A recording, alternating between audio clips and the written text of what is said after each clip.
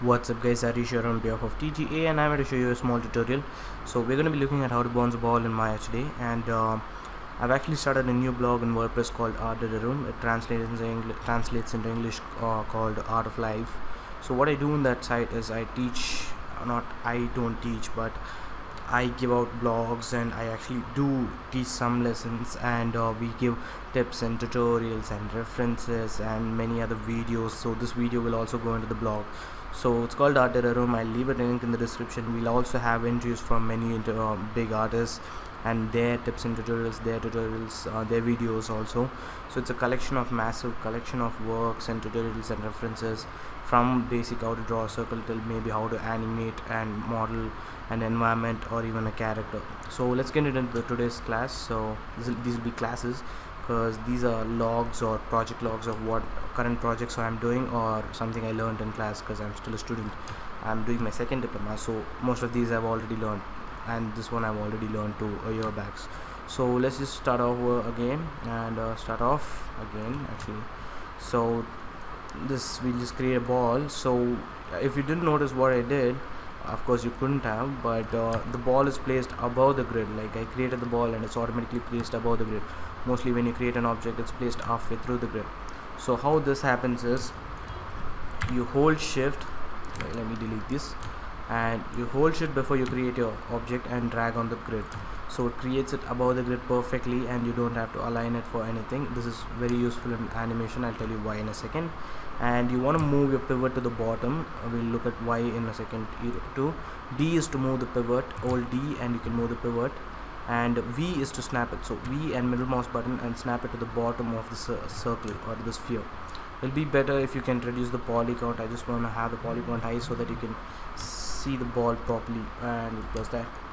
So yeah, this, and let's scale it down a bit more. I'm replicating a tennis ball this time, because our assignment was to replicate a particular ball and mine was a tennis ball, and this is not going to have any stretch and squash. We'll look into stretch and squash later maybe, or maybe I'll even animate a box to show this stretch and squash. It'll be fun that way. So let's see, we have the ball set, and you want to set your Maya before you start off into animation presets, so that you don't want to change anything else or no other options are interfering with you. So change these polygons. This is the drop down menu to change the polygons to animation. Most of these or all of these we won't be looking at today. We'll go into these once we start animating characters and stuff. So we'll just leave that for now. So as you can see, there are values for each of there are values for the sphere now, and I don't want any of those. So what I'm going to do is go into modify and freeze transformation, so you can see everything is gone, and that created a history line here. So I don't want any history lines before I start animating. Sorry guys, history line before I start animating. So that's all gone. So now we have the setup ready. So, and I'm only going to be using W, as it's only moving the ball up and down, and I'll actually be setting values here instead of using the move tool.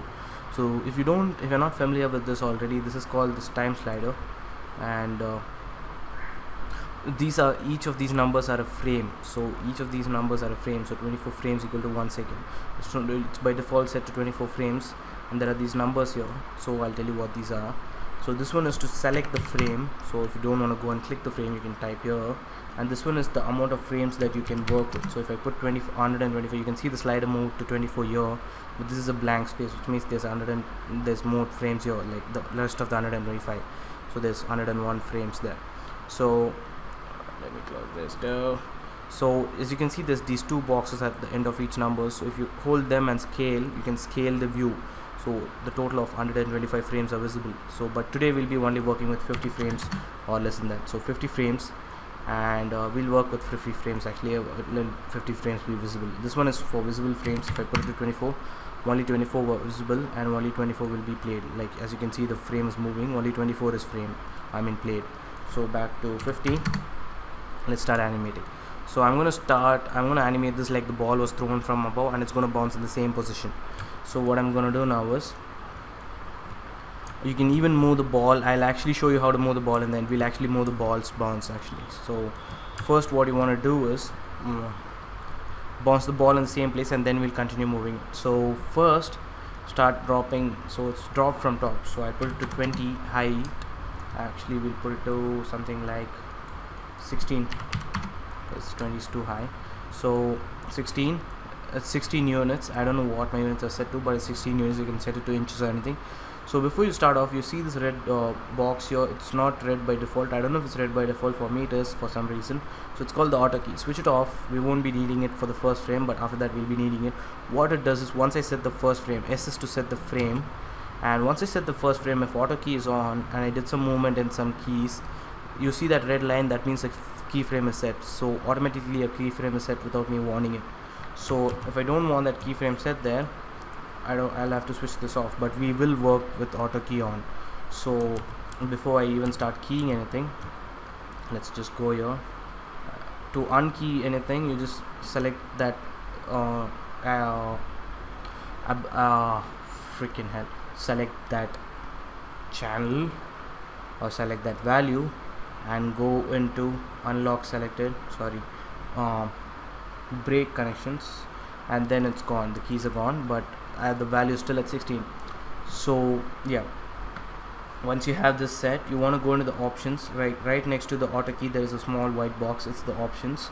So go into that and it will be set to time slider by default. Set this one, playback speed to real time 24 seconds. It will be play every frame by default. You can set these to your preference, and don't touch any of these for as of now. If you see anything different other than height and all that, just change them now properly. And animation, go back to animation, is right over there, and change switch this on, weighted tangent, switch it on. It will be off by default, and this will be auto by default. Change it to linear. We'll get to what they are in a second. So we'll be working with graph today. So let me set the first keyframe. We're getting into animation now, and turn auto key on. If you're careful enough, keep auto key on, or don't keep auto key on if you're not careful enough and you keep moving frames. So the ball will reach the ground in 10 frames, which will be under half a second. I think that's quite some good time to bring the ball down. And I go back to 18 seconds.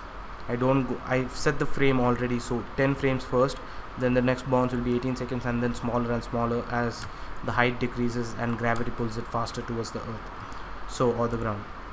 So 18 will be the next frame, and as it was 16 over here, we'll keep it to something like 12 over here, the value. So we have this now. We have 1 and 2. So that's actually 1. So then we go 8 more frames. We don't want to slow it down in the same bounce. So 10 to 18 and 18 to 26. So we will pull this back to 0 here, and 26 to, we'll add 6 frames this time. So count after the frame that you just keyed. So 27, 28 till 32. So 32 back to, it was 12 here. So let's pull it up to 10. I'm going to decrease the size of the size between each bounce too. Sorry about that. So size between each bounce too. So 32 to 38 again, and back to 0.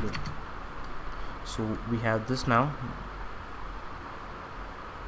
and then it's 6 frames. Now let's go to 4 frames. That's 42. 4 frames, and we had, the value was 10 here. So 42, and let's keep the value to 8 or maybe even 6, and then 42 to 4, right? So 46. So 42 to 46, bring it back to 0, and then let's actually work with a little more, not 24 actually.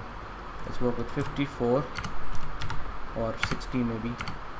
So I'm setting the workable frames to 60, and I'm putting the view to 62, and I'm getting into this side so that I see more frames here. So 46 is set to 0, and that will be at 4 frames interval. So let's keep the next one to 3 frames, 3, and set it to something like 2.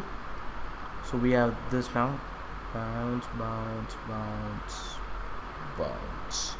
So 1 2 3 and 1 2 3, that's 52, and bring it back to 0. So now we have this. Let me play it. As you can see, it's very animated, it's very fake. So to adjust this, we work in the graph. So you can also open the graph by going into Windows and Animation Editors and Graph Editor, or if you want to open it right here, you have preferences over your panels. You can choose this. It's a perspective view. The grid is like this, and there's a graph in the bottom. So click on that, it opens up, and I recommend keeping this view to front or side so that you can see the ball bounce pretty clearly. And Alt B is to change the background. So change it to something where you can see the ball bounce properly. And once I click select the object, as you can see there are these lines that appear. So this is translate Y. So translate y is what is moving. You can see there are these different translates. X is nothing, z is nothing, x rotate, scale, nothing. Only translate y, because that's the only thing moving here. You will also need x to move, so that the ball moves this way. So these in the bottom are these time slider. You can see that the time slider is moving there too. So this is, each dot is a frame, and each value, it's a value. So it was 0 in the starting, I mean it was 10 in the starting, so sorry 16. So if you can see that the value here, the frame was set at 16. If you select all of this and press F, it moves it to a more workable position. So as you can see, right above 15, it's set to 16 height, and this one's set to, what was it, set to 18 and 26, it was set to 12. So it's right about 10, so it was set to 12, and this one is set to 10, and this one to 6, and this one to 2. So as you can see, this is the ball's animation put into a more visible range. If it was all set in one place, it will be hard to work with. That's why it's set like this, with the time in the bottom, so that you can move it however you want to. So each of these dots are a frame. So the reason we kept it to linear is it's all straight. Linear means straight, so which means the animation is going to be straight and snappy. It's going to be snappy. There's not going to be any curve, like any smoothness. So what I'm going to do is let the bottom bounces be straight, so that it snaps when it's bouncing back up. It needs that speed, and the top ones will be smooth. So there are these options here. There are different types of tangents called spline tangent, clamp tangent, linear tangent, flat tangent, step tangent, and plateau tangent. And there's also auto tangent. No one normally works with auto tangent, so we'll be going to flat tangent now. As you can see, all the tangents are flattened here. Let the first bounce be straight, as it's been dropped with the force. So let's check it out now. As you can see, there's more of a realistic bounce now, but still the curve is still simple. It's like it's going in the air and just gliding down, not gliding down, yeah, it's more of a glide down, but the ball actually stays in the air for more than a second, so more than a frame. So to hold that there, what we're going to do is, this is where weighted tangent comes in. Select all the tangents that you want to weight and go into weighted tangents. They're already weighted, so go into free tangent weight. You see these handles, these are called handles, the Bezier handles. So once you see that they both move not independently, and I can't scale them, like I can't move them in this axis or scale them. So what you want to do that is select all this and free tangent weight. Now the small circles turn into squares. Now I can move them in x-axis or the sideways. So I'm going to make them all shaped more like a cowbell. Select the handle and move, select the handle and move, and select the handle. The last one is not actually required, we'll just put it to this much. So now this hold here and then drops down fast, hold, drop down fast, hold, drop down fast, and go back up fast. So let's check that out. So now it looks a little more natural, and still for me the first bounce is not that natural, so maybe let it have like a slow throw in. So we'll keep it slow and we'll keep it something like this. So let's see.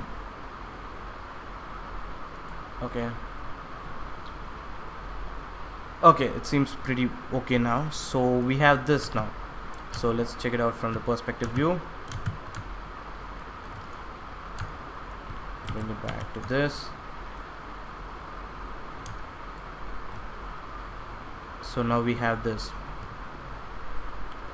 This is a tennis ball, so it doesn't have any squash and stretch. So now what I'm gonna do is, I'm gonna move this, like the ball animation is done, but I'm gonna still move it. So what I'm gonna do is key this, it's already keyed, so it's 0, pull it to 60 and bring it to a decent amount, maybe 55, and then you can see the auto key is done. So now let's play it and see. It's actually too far, so bring it back to 50 and bring it back, and bam, bam, bam, bam, bam. So let's watch it from the side view. Hold on, and this view. So let's have a look at it. Alt B. Let's shut down the grid so that we have a clean view, and here we go.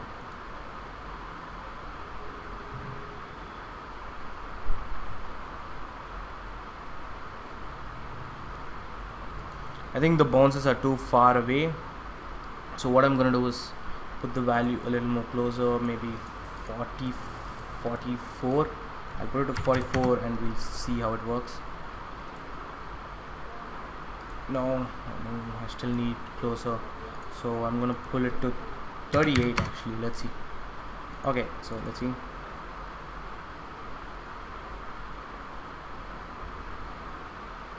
Okay, 44 seem more fine. So what I'm gonna do is go back to 60. Don't move it at any other frame. It will be set to auto key. 45 round figure. Now let's play it. And you can see now the ball bounce is a little more proper. So there you go, guys. That's how you do a ball bounce in Maya.